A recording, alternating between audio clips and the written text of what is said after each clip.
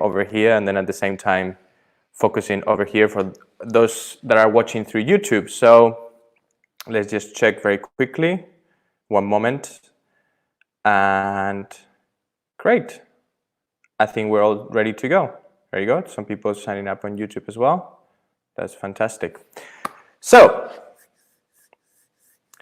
again, hello everyone. My name is Pablo Urbina. I'm the principal conductor of the Orchestra Vitae of London, as well as the assistant conductor of the Balearic Symphony Orchestra. Hello, Gabriel. Great to see you. Hello, Antonia and Cheche and Danny. Hello.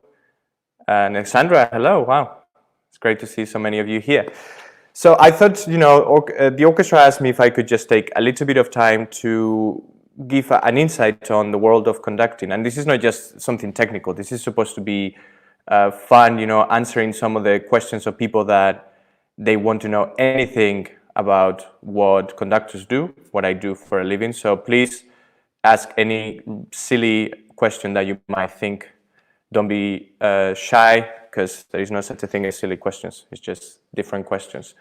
I've organized a little bit of them as they've been coming through. We've been receiving, I'm getting a tweet from a message from Oenjota, also miss that wonderful orchestra, the National Youth Orchestra Portugal. Hello, everyone.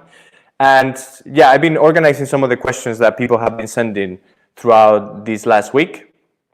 Just hoping that I can answer. So the first one I'm going to start with comes from Fiona from the UK, and it says, how old were you when you realized you wanted to be a conductor? Well, I think my friends will tell you that when I was about 10, 11, 12 years old, I used to joke all the time saying that I would be one day conducting the New Year's concert with the Vienna Philharmonic. And I don't personally have a recollection of that happening, but they keep reminding me that I used to say that when I was little. So, of course, I have no reason not to believe it. And I think it was when I was around 17, when I first moved to the US, that I started conducting little ensembles in the high school where I finished my studies. And I took any opportunity, whether it was 5 people or 2 people. I just thought, why not give it a chance? And then I never actually conducted anything else until I was about 23, 24 years old. So much later on. You had to fast forward all the way until when I moved to London to study the Royal College of Music, first as a French horn player. And then from there, I moved into conducting, doing both. And that's a little bit of how I started. So I don't think I can say that I all my life thought I would be a conductor since I was very little, but certainly the passion must have been there somewhere, and I just expressed it through music, through playing the French horn and everything else. So I hope that answers your question, Fiona. Thank you so much for sending it through. Let's see. Mary Contreras. Hello, Mary. When do you realize, so not when did you realize, when do you realize you can be a good conductor? This is a very wonderful question, and also a hard one, I suppose, to answer, because there is no such a thing as a one rule fits all. I think that if I had to say a rule of thumb to be a good, successful conductor in this day and age is, do not do it for the power. Don't become a conductor if you just want to be, the person that has the ultimate dictatorship and tells everyone what to do. That's definitely the wrong reason to be a conductor. I think that if you feel like expressing your artistry through music is not, hello Vasco, if expressing your musicianship is not enough through an instrument, or you feel that you want to say something more, or you really feel attracted about a bit of putting everything together, about making sure that everyone else is part of the ensemble, then maybe conducting is something for you. I always say, conducting for me, the position where the conductor stands, so in front of the whole orchestra, I always call it the best seat in the house. And the reason why I say that is because there is nowhere else in which you can feel an amount of wonderful musicians in front of you playing music and making wonderful sound together. And at the same time, you have all the people at the back enjoying it, and you can feel them, feel the warmth that they exude sometimes, and you can feel their excitement, and you can feel the nervousness when the music gets excited. And you are in the middle of these two great positions, and in a way, conductors are nothing more than communicators. We are someone that literally conducts the sound from the musicians that make it into the audience that receives it. So I think that you have to be a conductor for the right reasons, and that's in my case why I became one, because I absolutely loved it. Luca Howard. Hello, Luca. Great to have you here. How much does a conductor baton cost? Well, that is actually a great question. Thank you. Conductor batons very, very much depends on the material. There are some ones that are made out of wood, and those are a bit more expensive depending on the type of wood that you have. Some are made out of carbon fiber, like the one that I have here, that I brought in case that it was handy. And some are made out of different materials. They can vary anywhere from about, let's say, 10 pounds, 10 euros. Usually the cheaper I've been able to find was 7, 8 euros, pounds, in a shop in London called Chimes Music, that it was next, very close to the Royal College of Music in South Kensington. And the most expensive that I've ever bought, I think, might have been 40 pounds, something like that. So a range, but I know that there are batons much more expensive, and also if it gets custom made to you, then that costs a little bit more, because they are making it to your needs, however you want it to be made. And of course, everyone's time costs money. Hello, Joel. Hello, Ernesto. Great to have you here. Thank you for tuning in. So I hope that answers your question, Luca. Like I said, not as expensive as an instrument, luckily for us, which is fantastic. Let's now pick up a question from Juana from Spain. Why sometimes conductors use a baton and sometimes not? Actually, this follows very nicely from Luca's previous question. So two answers to this question. The first one is, some people feel like they can be much more expressive by using their hands alone. So, if you see the amount of things that your hands can do, the motion, sometimes like a witch, very dangerous, very scary. They feel like by having something that forces them to hold their hand and to close it, they don't really can use that to the same ability as they normally do. And this is the reason why they don't like it. Also, the other part of that question will be that some conductors actually come to conduct orchestras, having been choral conductors before, so having conducted voices and choruses. And when you conduct a chorus, normally, most of the time, you will not use a baton, you will just use your hands. And they normally stay like this. I can think of a very, very great conductor, Pablo Urbina, who I very much admire, and we share the same name, who actually started his career conducting choruses, and a lot of them back in the south of Spain. And this was the way that he has carried. And I remember asking him, why you haven't transitioned into using a baton? And he said, I don't feel the same amount of freedom with my hands if I have a baton in it. And a lot of the people will feel the same way. For me, it's very much, I got used to using a baton from the beginning. As a matter of fact, I'm an extremely fidgety person. Fidgety, for those of you that are tuning from a different country, someone that always has to do something with their hands, whether it's to be moving, playing, touching. I cannot be just with my hands standing, not doing anything. And for me then, having a baton is much better to express.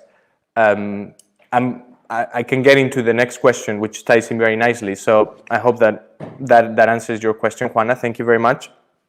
For Maria Barbarin, also from Spain, why do you prefer to conduct sometimes with the right hand and sometimes with the left hand? Great question, Maria. Thank you.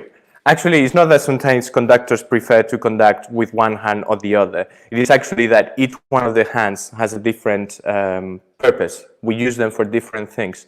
So, for example, in an easy way, and I'll quote another great conductor in just 1 second, in an easy way to explain, the right hand talks about the simple things like time and how strong or how soft. So in other words, the way that the beats per minute, so 1, 2, 3, 4, 1, or faster or slower, it gives the musicians a reference to see when they have to play and in which case. So for example, if it's a piece of music that is in a 3, and I'm going to try to keep these conversations very much simple for those of you that are not musicians. So what we call ternary, so in 3, like a waltz, 1, 2, 3, 1, 2, 3, 1, 2, 3.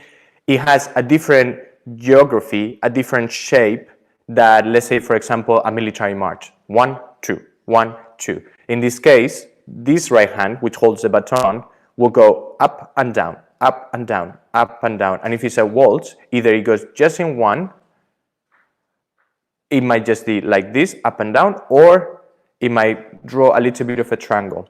And this is important because the musicians actually will get to see that, and they will be able to perceive in which direction it is done.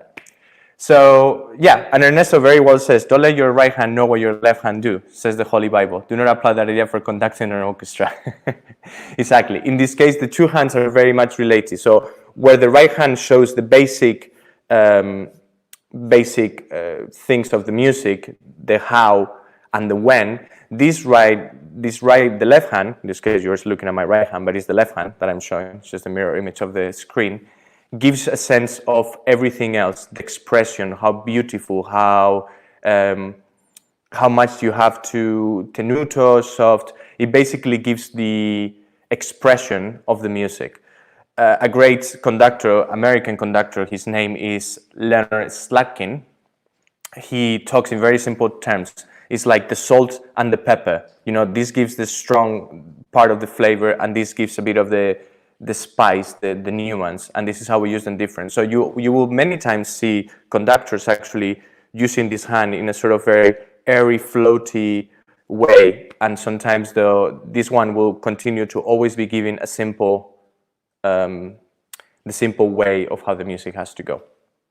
I hope that answers your question, Maria. Again, it's what we conductors spend all our lives trying to perfect. So, of course, not an easy answer. Now, I have a wonderful questions for our friends at Conductors Collective from Lina and Kensho. Hello to both of you, and thank you so much for your question. They are wonderful, two absolutely outstanding conductors working on the States who have put together one of the best ideas that have come out of this confinement, actually, which is bringing all of the conductors from around the world together to... Hello for me, hello Grace. Thank you very much, Oscar, for your comments.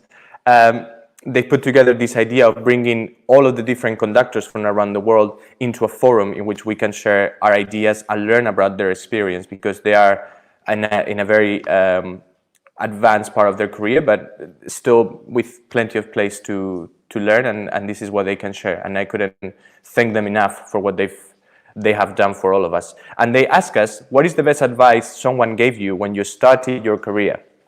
I love this question. Thank you very much, guys. The best question they gave me, the best advice they gave me when I was starting my career was two, actually. The first one was stay in your lane. And the reason why I really appreciated this advice was precisely because it is true. The career of a conductor is very different for each person. And this is, again, something that our friends Lina and Kensho have emphasized so much in their sessions and their webinars. No one conductor will have the same way to make it into the career. So it is important that you don't get ever discouraged by what your colleague is doing. You know, the person that you study with in music college, they might suddenly be signed with an agency or get this really huge concert with an orchestra that you haven't got. And it's very easy to be very disappointed, to be very sad, to think that, oh my God, why are they making it and I'm not making it. Actually, each one will have a different career, so stay in your lane. This refers to the runners, when they're doing the 800 meters, around the grounds of an athletic field, and you see sometimes one of them is in the short one, and people think, well, surely that person in the short one is going to be quicker than the person going in the long one. It's not like that. It's a different route, and they eventually are doing exactly the same, and they will both get to the end line. Sometimes some faster than others, but that's the whole point. So that's one advice that I take very much to heart. The other advice that I took very early on, and I absolutely love this person for it, was from the head of the Creative Career Center at the Royal College of Music. Her name is Diana Roberts. She has been a phenomenal mentor of mine, as well as a dear friend now, I like to say, or I like to consider her that way. And she told me very early on, do not try to prove people wrong. Try to prove people right. And that really stuck with me, because how many times, someone says, oh, you're never going to be a successful conductor, or you're never going to be a successful violinist, or you're never going to be a successful economist or a trader or whatever it is, a chef or an actor. So many people will say, you're not going to make it. And all the time we say, I'm going to prove you wrong. I'm going to prove this person wrong. This person that for so long has tried to prove that I couldn't do it. And actually, that is the wrong way to look at it, because how many people from our friends, our families, our loved ones, our colleagues, our teachers, our mentors, how many of them have been from the beginning saying, I believe in you, I think you can do it, I think you're going to be a wonderful conductor or whatever your profession is, I think that you have a lot of potential. Isn't it much better at the end of the journey to say, I proved those people right? And when you actually make it, you turn to them and say, thank you. Not just to the people that thought you couldn't do it, and say, no, that never happened. So for me, that was very powerful, because I was going through a period of my life in which I had a couple of setbacks, because this profession gives a lot of setbacks. And I was having a tough time, and I was really bitter. I was really angry. And the fact that Diana told me this and said, prove the people right, not wrong, it really stuck on my head, and it really helped me to move into a much more positive arena. So really appreciated that. I'm going to take a question now from Instagram from Ernesto. Thank you so much, Ernesto, for your question. What do you think about the use of the baton during a score? I let it off for just a passage, just in order to express something more intimate. It is something I used to do, and I'd like to know your opinion. I very much do this quite a lot, Ernesto, I must say. And this is not the first person that asks why you do it. And there are just certain moments in which I agree. If it's something really intimate, and I think that's the question, that's the specific keyword that you used.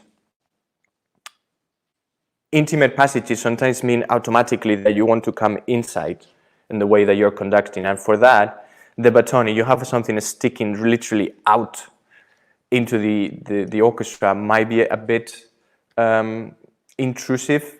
So that's when I take it. Some people do it for a whole movement. I actually there is a lot of, I'm sure you've watched many times. There is a great conductor, for those of you that don't know, that sadly passed away not so long ago. His name was Maurice Janson, one of the greatest conductors of the 20th century and the 21st century for what it's been. And a lot of the times he will be conducting with his hand, in this case right again, ignore the mirror, and then suddenly he will put it onto his other hand and continue to show expression and then bring it back again. So that, for me, if someone of that quality and level does it, why couldn't I do it? So I suppose that I completely agree with you. I think that sometimes it's appropriate and sometimes it doesn't work. But most of the time it does. All right, let's keep on this question. Thank you so much. So many questions. Let's now with Alvaro Hulka now. How do you study your score? I'm going to give you my personal answer to this matter. And what I mean by that is each person will listen to will study their score in a different way.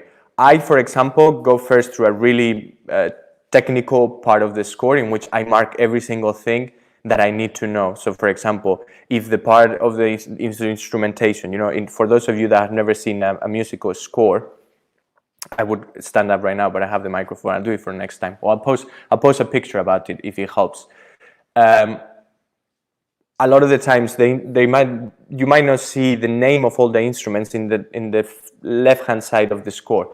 So for me, it's very helpful. The first thing I do is to write them all down: flute, clarinet, horn, whatever it is. Also to know specifically if they are in a different key. This is a bit technical, but if you're a conductor or a musician, you will understand to know if they are in B flat or in A or in F. This helps us because sometimes you only see it at the beginning of the movement, and then by the time that you go all the way around the score, it's too much. So you want to make sure that you keep it in mind. So I go through this process. I write all the technical things. I put the marks to separate the different big chunks. That's the more technical thing, and then I just start going into it, and I look and I try to analyze it. And then if I'm in the beginning stages, I think that there's nothing wrong to listen to some recordings, of the music, just to get an idea how some other people may have done it, because why not to absorb information from the greatest people that have done it. In this day and age, it's so easy for us to access this on Spotify, on YouTube. Why not to utilize it? And then you start forming your own opinion. What I think is important is that you always ask yourself why the composer has written a certain passage or has done something one way or the other. This would probably be a very interesting discussion to have with a composer next to me, and maybe something that we can organize with Orchestra Vitae. Again, I thank them so much for the invitation or the idea to create this Q&A. Although it would have been, of course, much nicer for us to have our concert on Wednesday to showcase with all of you. So I hope this answers a bit of your question, Alvaro, and yeah, of course, and I'm sure we will talk about this at some point in the future, but thank you so much, because it is a wonderful question. Now, a bit into the tricky questions from Marion. What is your least favorite piece of music to conduct, and why? I'm gonna be honest, because I think that the important thing about these conversations is that they're 100% honest. And someone might disagree with me, but here it is. I actually must say, it is not that it's your least favorite. It's just for me, something that I connect or don't connect. And I actually, not so long ago, I conducted a concert in which I did a piece by Sibelius, which is a composer that I absolutely love. I love his symphonies. I love Finlandia, one of my favorite overtures, so to speak, ever. But this piece, which I thought would work really well, this was a concert of water theme concert called and this piece is called Oceanides, and I just did not connect with it very much. And I feel gutted, because I wish that I could say that I love every single piece that I do, which answers your following question, but it just didn't do it for me. It really didn't do it for me. I don't know if you're watching from YouTube or Instagram, but yeah, so I would have to say at this point, it would be Sibelius Oceanides Overture, suite. And what is your favorite piece of music to conduct? Well, this one is very easy. For all of you aspiring conductors out there, your favorite piece of music that should be the one that you're doing at that time. So for me, right now, we have been Beethoven 7 and Hilary Tan's Water Edge, and Mozart Divertimento in D. Like I said, we had a concert coming up on Wednesday, so those were my favorite pieces, because they were the pieces that I was studying at the time. I will talk a little bit at the end about this, about a little initiative we're going to do on Wednesday, just for 20 minutes, nothing too long, because I know that all of you are extremely busy these days with all your online classes, confinement, isolation activities. But yeah, so the one that you're doing, I think that should be the one. Before I forget, I'm going to answer a question for Leonardo. Hello, Leonardo. Great to see you. I hope that you're very well in London or in Porto, wherever you are. Where do you get your inspiration to conduct? The composer. I think you should get it always from the composer. And they were masters for a reason. And, we're dealing with people that have lived through hundreds of years in some cases. Beethoven or Bach, they've been dead for hundreds of years, and we still admire and appreciate their music so much. So of course they have a lot of powerful things to say, and that for me in itself is something that inspires me enough. So yeah, I would say that. And also I think that it's very important to get, and I think you would appreciate this because I know that you are a professional French horn player and a wonderful horn player, I must say. You have to get your inspiration from also the performers that you're working with, because it's not just about inspiring them, it's also about them inspiring you. And these people I mean, I've had the pleasure of conducting some people that are absolutely phenomenal musicians. So for me, it's so important to get, to get inspiration from them and to listen to what they have to say, and that's how I do it. So, composer and of course the performers. Joel, hello, Joel. Great to see you or have you here. Thank you so much. Why do some conductors beat before the beat? Wow. Okay, so Joelle is a musician, so I understand her question. For those of you that are not musicians, very simple. Imagine, it's the principle of gravity. You throw a ball, you put it up in the air, and our brains are programmed to understand, if I can go and reach a ball for a moment, if I could, let's see if I get something here. Yes, get my juggling ball here from my assistant. Thank you very much. There you go. We happen to have juggling balls here that we just bought because we're very bored sometimes. When you throw a ball in the air, we expect that it's going to land at a specific moment. This is the same principle when it comes to prepare the musicians. Let's say that the musicians are supposed to sing or to play when you prepare with your hand and they know that the sound is going to come here. Of course, we don't have a ball. We have a baton and an imaginary line that draws the sound. I don't know if this makes any sense for all of you, but I think in the simplest possible way, that is the theory behind it.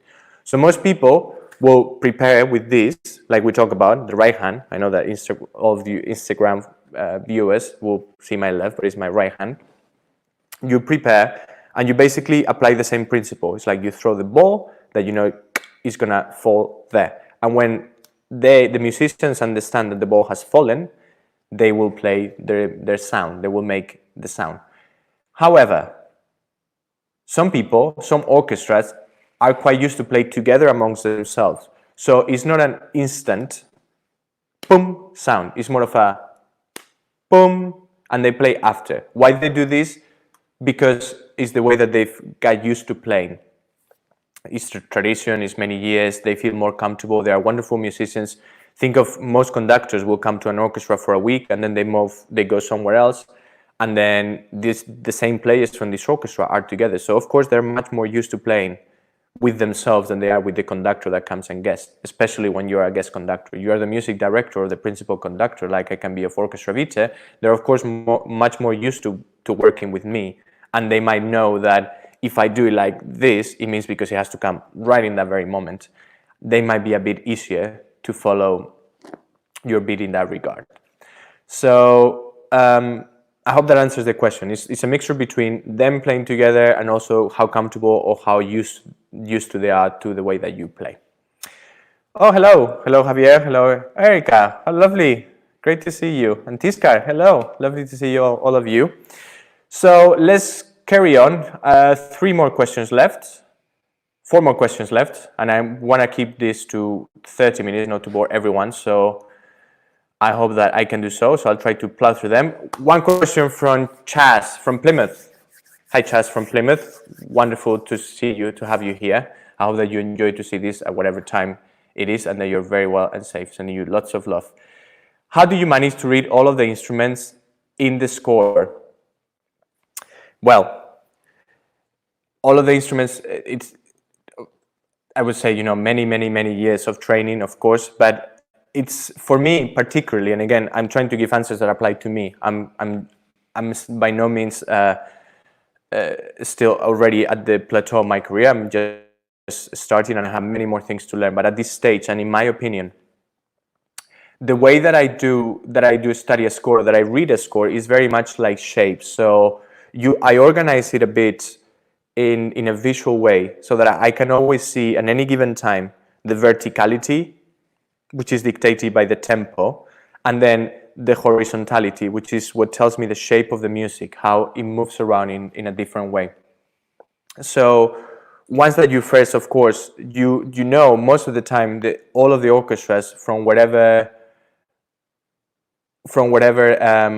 composer it is, they will always more or less be organized in the same way. So they will have the flutes at the very top, then, or the piccolo, the small flute, you know, that sounds so squeaky sometimes and lovely for those piccolo players out there. Then you have the flutes, the oboe, the clarinet. So normally it follows a specific order.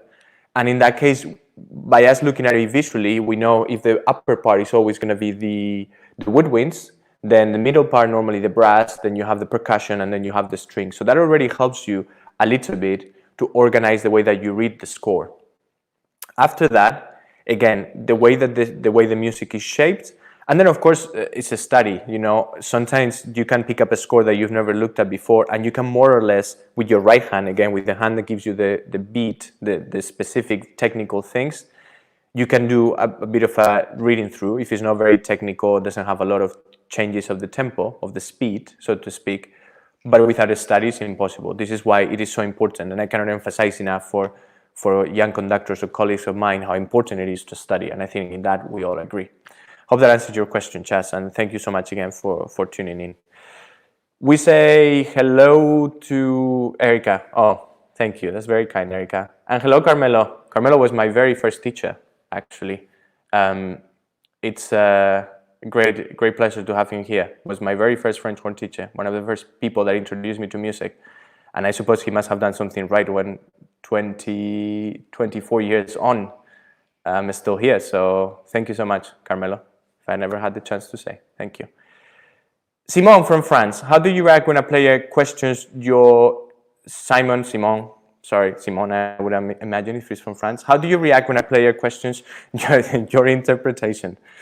Wow, that's a tricky question. Well, I always like my personal approach to conducting is that you always have to assume that if something is not working or something creates a bit of a, what's the word? If there is a disagreement, if there is a lack of symbiosis, you know, a lack of everything is going great, then I always assume that it's my fault at the beginning. Maybe this is wrong. This is the way that I do it. So if a player questions my interpretation, I suppose the first thing that I would say is, if you've done enough study, and this also ties with the study of the score, I should have mentioned as well for Alvaro, you need to know the composer very well, why they composed this piece, when it was composed, the historical context, how it was composed. All of these things will help us to know better the music that we have, the way that that composer particularly composed at different periods of their life, because we're not the same when we are young as when we are adult. Our life evolves, like our way of writing or our way of being evolves. So that's the compositional process. So if you have done all your research, you prepare the score very well, and you really have, because you've studied so hard, you have a strong idea of how the piece of music has to be, I think this decreases the chances of the players questioning your interpretation.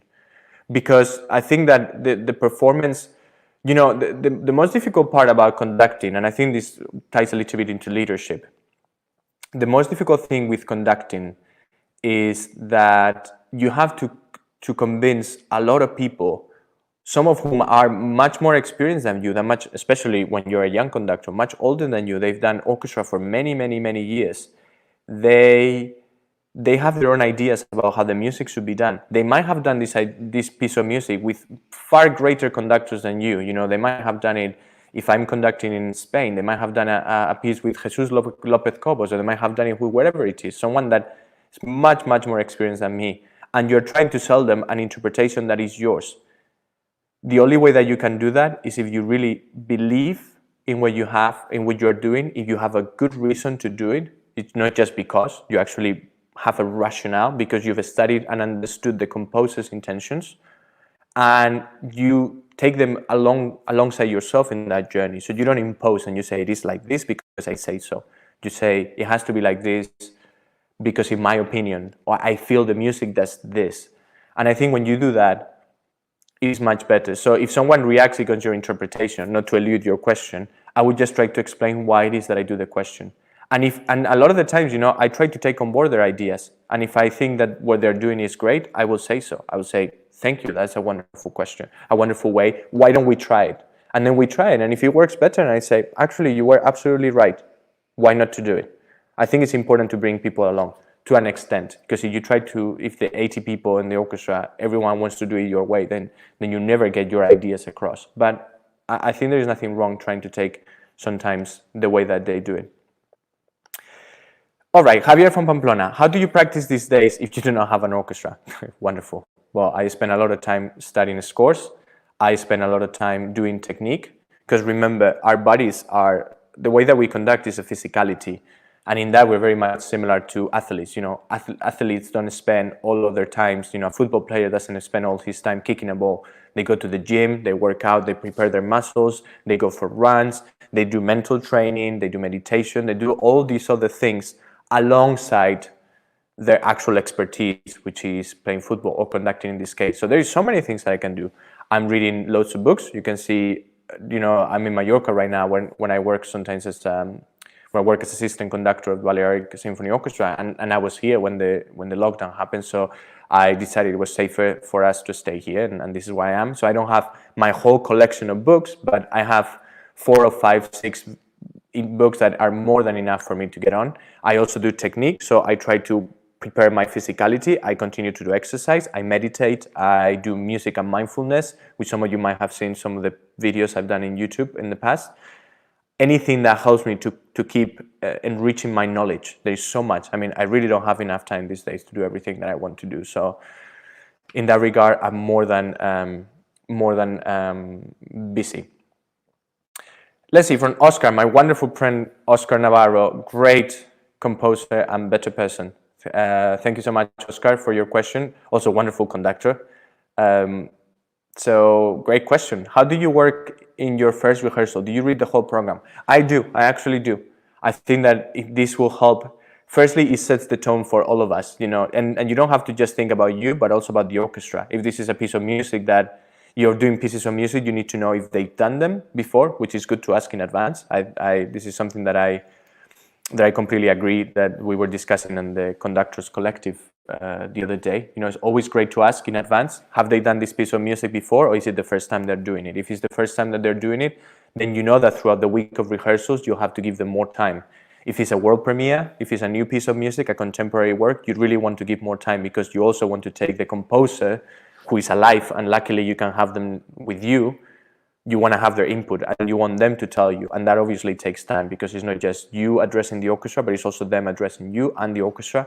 So you want to give time. In the first rehearsal, if you run all the pieces, then you'll be able to know, because sometimes also you have new, and I'm sure Oscar will agree with me very much. Oscar goes around the world conducting his music, and amongst other great things, and I'm sure he conducts a lot of orchestras who will have played his music for the first time. If he does it on the first rehearsal, maybe sometimes things that he might have thought would be very difficult for the orchestra, because another orchestra that he conducted the previous week struggled with that piece. Actually, with this orchestra, it's not a problem. So if he's planned his whole rehearsal around an idea that is not necessarily the correct one, the first rehearsal running through the whole program helps you very much with that. So I completely agree with you. Well, it was a question, but I do read the whole program, yes. And Leonardo, again, do you adjust yourself to each orchestra, or you try to input your own ideas? Because different orchestras have different styles of playing. Absolutely. And I think that this would be the case, that we need to really be, again, a mixture of the two. Sometimes you really want to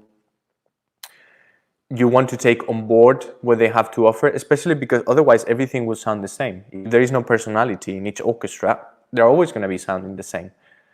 And that loses the whole beauty of differences and of variety within our world. So I think it's important to take into consideration what they do. Bear in mind, some orchestras will be very fixed on their ways. It also very much depends on the time. If you're only there for a week as a guest conductor, why would you go through the trouble of changing their entire way of playing just to prove your way, just to prove that you have a very distinct way of conducting. I don't think that's necessary. You should learn from them and try to just improve. You know, it's like if you're a guest conductor of a wonderful orchestra, they are the product, they are the steak, you know, and you are the pepper in this case. Don't try to shape the steak, try to just be the pepper that gives a little bit of extra flavor. I don't particularly like pepper, but most people do, so it will serve for the example. Let's see. Great, fantastic. I think I'm gonna go with the last two questions for today because it is getting quite late. Oh, I will get to your question in just last two questions from Instagram. If you give me 1 second, I'll answer these ones from before very quickly. What is your favorite part of conducting? For me, my favorite part of conducting. Hello, David. Great to have you here. Higo, Miguel. So great to see you. My favorite part of conducting is actually interacting with people. It's to be with so many people that share my love for music in a same room, exchanging ideas, and to be there. It's for me. It's it's just that's the best part, to be with them. It sounds simple, but it is what it is. What is your favorite memory of conducting so far? Well, I'll answer this very quickly. I did a concert. I think it was one of the first concerts I did with a full-size orchestra. It must have been 2013, I think. And it was with Film Orchestra that I co-created at the Royal College of Music with my colleague and great composer Danny Howard.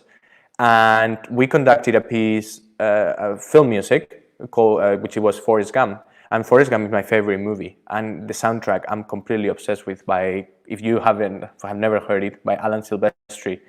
It's mostly made out of popular songs, but the actual 12-15 minute suite of Forrest Gump is so beautiful. And for me to conduct that felt like I had arrived into, not to the end, but certainly in a destination, an important destination of my career. And it was very, very special. Last two questions, and again, thank you so much for having tuned in. I hope that this has been of some help, and yeah, this is wonderful to have a way to connect with all of you. What is the history of the wand at the different sizes, colors? The history in a nutshell, because I don't want to be here forever. The baton was more or less developed around the time of a composer and conductor whose name was Felix Mendelssohn. He's the first person that started using them. Back in the day, believe it or not, because now this doesn't really look like a wand, which is called baton, Erica, if you you want to know. They were actually back in the day much bigger, and they actually look like what the Harry Potter in movies have come to see as batons, as wands. They look like that. So the early batons actually did look like proper wands. And it was just a way for clarity, because when you have so many people to conduct, they thought that it was better to have it through something that they could see. There are different colors, normally not so much. They normally tend to be white on the top, or of some sort that is very neutral, so it doesn't distract, because imagine having a pink one, be quite distracting, or a yellow or an orange. And then normally have at the bottom something to hold the weight, so it has a balance point, if I can do this. Mine, I put rubber on because it's wood, and sometimes otherwise it will come flying out of my hand. And they all usually tend to have a balance point from which you can then distribute the weight in the hand, more or less. And last but not least, Miguel, what do you expect from a singer? I mean, how kind of relation you want to get with singers during an opera or whatever performance? For me, the relationship with singers is the same as with any soloist or even with any performer within the orchestra. As a relationship of respect, you have to take into consideration their opinion as much as yours, and really try to understand. Singers, I suppose, a bit, singers like soloists, it's a career that takes a long time to make it, to become successful in that career. So a lot of the time singers, I think they're unfairly mistreated, because they have to build a bit of a shell to protect against the industry, to protect themselves against the harshness of how hard it can be sometimes to make a career. So I think it's important that we understand that also when working with soloists, and that we also understand that they have a great degree of artistry and a great degree of knowledge and learning. Again, because we are conductors, we tend to think that we are the boss and we have to put everything together, but we're no more than facilitators. We actually don't create sound physically with our hands. We just enable the collaboration, and we enable the sound, and we try to input to make it the best it can possibly be. So whenever I work with singers, I try to be very respectful. I try to understand how they are, and also working with the voice, you know, even after 45 minutes not having a sip of water, my voice will hurt quite a bit. So you have to understand that it's a human instrument that has its physicalities. Like performers, they cannot play for hours because they get tired. And once that you understand that relationship, then things, you know, then it tends to go quite well. Anyway, I think this is enough for today. Thank you so much, everyone, for being here. Thank you, David, for your lovely comments as well, and everyone who tuned in. Please, there should be in some of my posts on YouTube or Facebook or whatever it is, there is a form that I will leave up online available for you to send an email with any questions. You can otherwise just Instagram me, Facebook, whatever you want to do. Both myself and Orchestra Vitae, we're here to help you through this process. And our, you know, Orchestra Vitae's biggest thing, the thing that drew me most to want to work with them, is actually that they want to be of service to the community, of service to people. We want to make classical music available and accessible to everyone, and we want to be of help. So one of the initiatives that we were gonna introduce on Wednesday was Concert Champs, trying to help those people fighting with loneliness. And this is one of the reasons that we do this broadcast, not just on Instagram, but also on YouTube, because as you might know, a lot of elder people don't have the same amount of technological access or knowledge. So for them, it's much easier if they are sent a link with a YouTube video that they can click on and off you go to watch. And for us, it's very important that you're here as well watching. So thank you so much. We hope that this has been of help, and any questions, anything that that we can do to make your time nicer and to help you through this time, or for you to be closer, please ask. And this is why we want direct questions, not just artificial. No, we want to see names, and to hopefully one day see faces to it as well. So thank you so much. Lots of love to everyone. Stay healthy, stay safe with all your families, and we'll see you very soon. On Wednesday, I'll do, at the same time that we will have had our concert at 7:30 on Wednesday, 22nd of April, I will be hosting a very short, I promise, introduction to all the pieces that we will have done on our concert with Orchestra Vitae. It will be a very just tiny introduction, if either probably also live on Instagram as well as on YouTube. So stay healthy, have a lovely Sunday, and see you soon. Take care.